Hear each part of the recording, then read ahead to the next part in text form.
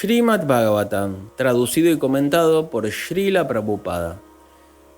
Canto 1. La creación. Capítulo 3. Krishna es la fuente de todas las encarnaciones. Texto 10. La quinta encarnación, llamada el Señor Kapila, es el principal de los seres perfeccionados. Él le hizo una exposición de los elementos creativos y la metafísica a Asuri Brahmana, pues en el transcurso del tiempo, ese conocimiento se había perdido. Significado. Los elementos creativos son 24 en total. En el sistema de filosofía Sankhya se explican todos y cada uno de ellos. A la filosofía Sankhya, los estudiosos europeos generalmente la llaman metafísica. El significado etimológico de la palabra Sankhya es aquello que explica muy lúcidamente mediante el análisis de los elementos materiales. Esto lo hizo por primera vez el señor Kapila, de quien se dice aquí que es el quinto en la línea de encarnaciones. Texto 11. La sexta encarnación del Purusha fue el hijo del sabio Atri. Él nació del vientre de Anasuya, quien oró pidiendo una encarnación. Él les habló del tema de la trascendencia a Alarka, Prahlad y otros, Yadu, Jaihaya, etc. Significado. El Señor se encarnó como Dattatreya, el hijo de Rishi Atri y Anasuya. La historia del nacimiento de Dattatreya como una encarnación del Señor se menciona en el Brahmanda Purana, en relación con la historia de la consagrada esposa. Se dice allí que Anasuya, la esposa de Rishi Atri, oró ante los señores Brahma, Vishnu y Shiva de la siguiente manera: mis señores, si están complacidos conmigo y si desean que yo les pida alguna clase de bendición, entonces les ruego que se junten y se conviertan en hijo mío. Los señores aceptaron esto y en forma de Dattatreya, el Señor expuso la filosofía del alma espiritual y especialmente instruyó a Alarka, Prahlad, Yadu, Jaihaya, etc. Texto 12. La séptima encarnación fue Yagya, el hijo de Prajapati Ruchi y su esposa Akuti.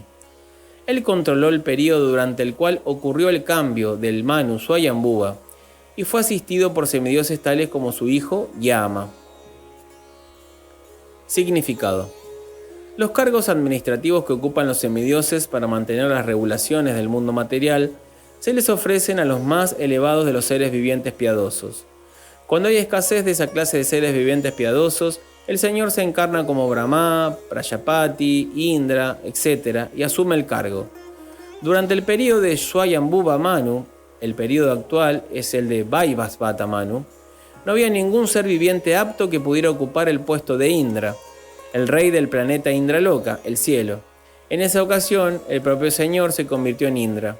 Asistido por sus propios hijos, tales como Yama y otros semidioses, el señor Yagya dirigió la administración de los asuntos universales. Texto 13. La octava encarnación fue la del rey Rishava, el hijo del rey Navi y su esposa Merudevi. En esa encarnación el Señor mostró el sendero de la perfección, el cual es seguido por aquellos que han controlado completamente los sentidos y que son honrados por todas las órdenes de vida. Significado. La sociedad de los seres humanos se divide de una manera natural en 8 órdenes y estados de vida, las 4 divisiones de las ocupaciones y las 4 divisiones del avance cultural. La clase intelectual, la clase administradora, la clase productiva y la clase laboral constituyen las 4 divisiones de las ocupaciones, y la vida de estudiante, la vida de casado, la vida retirada y la vida de renunciante constituyen los 4 estados del avance cultural hacia el sendero de la iluminación espiritual. De estos, la orden de vida renunciante o la orden de vida de sannyas se considera la más elevada de todas, y un sannyasi es por constitución el maestro espiritual de todas las demás órdenes y divisiones. En la orden de sannyas hay también 4 etapas de elevación hacia la perfección. Esas etapas se denominan Kutichaka, Bahudaka, Paribrajacharya y Paramahamsa. La etapa de vida de Paramahamsa es la etapa más elevada de la perfección. Esa orden de vida es respetada por todas las demás. Maharaj Rishabha, el hijo del rey Navi y Merudevi, era una encarnación del Señor y él les enseñó a sus hijos a seguir el sendero de la perfección mediante tapasya, el cual santifica la existencia de uno y le permite alcanzar la etapa de la felicidad espiritual eterna y siempre creciente. Todo ser viviente busca la felicidad, pero nadie sabe dónde se puede obtener felicidad eterna e ilimitada. Los hombres tontos buscan el placer material de los sentidos como un sustituto de la verdadera felicidad, pero esos tontos hombres olvidan que la supuesta felicidad temporal que se obtiene de los placeres de los sentidos también la disfrutan los perros y los cerdos. Ningún animal, pájaro ni bestia está desprovisto de ese placer de los sentidos. En toda especie de vida, incluyendo la forma humana de vida, esa clase de felicidad se halla disponible de una manera inconmensurable. Sin embargo, la forma humana de vida no está hecha para esa clase de felicidad barata. La vida humana tiene por objeto alcanzar la felicidad eterna e ilimitada mediante la iluminación espiritual. Esa iluminación espiritual se obtiene mediante tapasya, o al someterse voluntariamente al sendero de la penitencia y a la abstinencia del placer material. A aquellos a quienes se les ha enseñado a abstenerse de los placeres materiales se les llama dhira, u hombres que no son perturbados por los sentidos. Solo esos dhiras pueden adoptar las órdenes de sannyas y ellos pueden ascender gradualmente al nivel de Paramahamsa, que es adorado por todos los miembros de la sociedad. El rey Rishabha propagó esa misión y en la etapa final se apartó por completo de las necesidades materiales del cuerpo, lo cual constituye una etapa excepcional que no debe ser imitada por hombres necios, sino más bien adorada por todos. Texto 14. Oh Brahmanas, la novena encarnación, el Señor, por cuya aparición habían orado los sabios, adoptó el cuerpo de un rey, Prithu, el cual cultivó la tierra para que diera variados productos, y por esa razón el planeta estaba hermoso y atractivo. Significado. Antes del advenimiento del rey Prithu, había una desastrosa situación de mala administración debido a la vida viciosa del rey anterior, el padre de Maharaj Prithu. Los hombres de la clase inteligente, es decir, los sabios y los brahmanas, no solo oraron pidieron el descenso del Señor, sino que además destronaron al rey anterior. Es deber del rey ser piadoso y así velar por el bienestar general de los ciudadanos. Siempre que hay alguna negligencia por parte del rey en el desempeño de su deber, los hombres de la clase inteligente deben destronarlo. Sin embargo, los hombres de la clase inteligente no deben ocupar el trono real, ya que ellos tienen deberes mucho más importantes para el bienestar del público. En vez de ocupar el trono real, ellos oraron pidiendo la encarnación del Señor, y el Señor vino como Maharaj Prithu. Los hombres verdaderamente inteligentes o brahmanas capacitados nunca anhelan puestos políticos. Maharaj Prithu extrajo de la tierra muchos productos y con ello no solo se sintieron felices los ciudadanos de tener tan buen rey, sino que además todo el aspecto del planeta se volvió hermoso y atractivo. Texto 15. Al ocurrir una inundación completa, después del período de Chakshusha Manu, y cuando el mundo entero estaba profundamente sumergido en el agua, el Señor asumió la forma de un pez y protegió a Vaivasvata Manu, manteniéndolo arriba en un barco. Significado. Según Shripada Sridhar Swami, el comentarista original del Bhagavatam, no siempre ocurre una devastación después del cambio de cada Manu.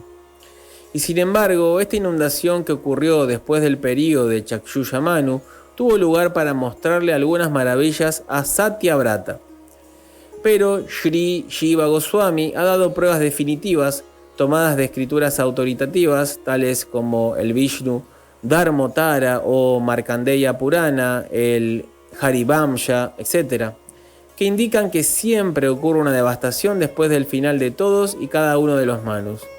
Srila Vishvanatha Chakravarti también ha apoyado a Srila Jiva Goswami y él, Sri Chakravarti, ha presentado citas del Bhagavatamrita en relación con esa inundación que ocurre después de cada Manu. Aparte de eso, el Señor, a fin de favorecer de manera especial a Satyavrata, un devoto del Señor, se encarnó en ese período en particular. Texto 16. La 11ª encarnación del Señor tomó la forma de una tortuga, cuya concha sirvió de pivot para la colina Mandarachala, que los teístas y ateos del universo estaban usando como batidor. Significado. Una vez, tanto los ateos como los teístas se pusieron a producir néctar a partir del mar, para todos ellos volverse inmortales al beberlo. En esa ocasión, la colina Mandarachala se usó como batidor y la concha del señor Tortuga, la encarnación de Dios, se convirtió en el punto de apoyo, pivote, de la colina en el agua del mar. Texto 17. En la 12ª encarnación, el Señor apareció como Dhanvantari, y en la 13ª atrajo a los ateos mediante la encantadora belleza de una mujer y les dio de beber néctar a los semidioses. Texto 18. En la 14ª encarnación, el Señor apareció como Nrisimha y con sus uñas bifurcó el fuerte cuerpo del ateo Hiranyakashipu, tal como un carpintero corta la caña. Texto 19. En la 15ª encarnación, el Señor asumió la forma de un brahmana enano, Vamana, y visitó la arena de sacrificio establecida por Maharaj Bali. Aunque en el fondo estaba deseando recuperar el reino de los 3 sistemas planetarios, él únicamente pidió una donación de 3 pasos de tierra. Significado. El Todopoderoso Dios puede otorgarle a cualquiera el reino del universo a partir de un diminuto comienzo, y de forma similar puede quitar el reino del universo bajo el pretexto de mendigar un pequeño pedazo de tierra. Texto 20. En la 16ª encarnación de la divinidad, el Señor, como Bhrigupati, aniquiló a la clase administradora, Kshatriyas, 21 veces, pues estaba furioso con ellos por su rebelión en contra de los brahmanas, la clase inteligente. Significado. Se espera que los Kshatriyas, o los hombres de la clase administradora, rijan el planeta bajo la dirección de los hombres de la clase inteligente, quienes dirigen a los gobernantes en función de los Shastras modelo o los libros de conocimiento revelado. Los gobernantes desempeñan la administración de acuerdo con esas instrucciones. Siempre que los Kshatriyas o la clase administradora desobedecen las órdenes de los eruditos e inteligentes brahmanas, los administradores son quitados a la fuerza de sus puestos y se hacen ajustes en pro de una mejor administración. Texto 21. Después, en la 17ª encarnación de Dios, Shri Vyasadeva apareció en el vientre de Satyavati a través de Parashara Muni, y al ver que la generalidad de la gente era poco inteligente, dividió en diversas ramas y subramas el único Veda que había. Significado. Originalmente, el Veda es uno, pero Srila Vyasadeva dividió el Veda original en 4, a saber, Sama, Yajur, Rig, Atharva. Y luego, estos a su vez fueron explicados en diferentes ramas, tales como los Puranas y el Mahabharata. El lenguaje védico y el tema en cuestión les resultan muy difíciles a los hombres ordinarios. Esas cosas las entienden brahmanas sumamente inteligentes y autorrealizados, pero la actual era de Kali está repleta de hombres ignorantes. Incluso aquellos que nacen de un padre brahmana, en esta época no son mejores que los Shudras o las mujeres. Se espera que los hombres nacidos por segunda vez, es decir, los brahmanas, los kshatriyas y los vaishyas, se sometan a un proceso purificatorio y cultural conocido como samskaras. Pero debido a la mala influencia de la era actual, los supuestos miembros de las familias brahmanas y de otras familias de alto rango han dejado de ser sumamente cultos. A ellos se les llama los Dvija Bandhus, o amigos y familiares de los que han nacido por segunda vez. Pero estos Dvija Bandhus se clasifican entre los Shudras y las mujeres. Srila Vyasadeva dividió los Vedas en diversas ramas y subramas por el bien de las clases poco inteligentes, tales como los Dvija Bandhus, los Shudras y las mujeres.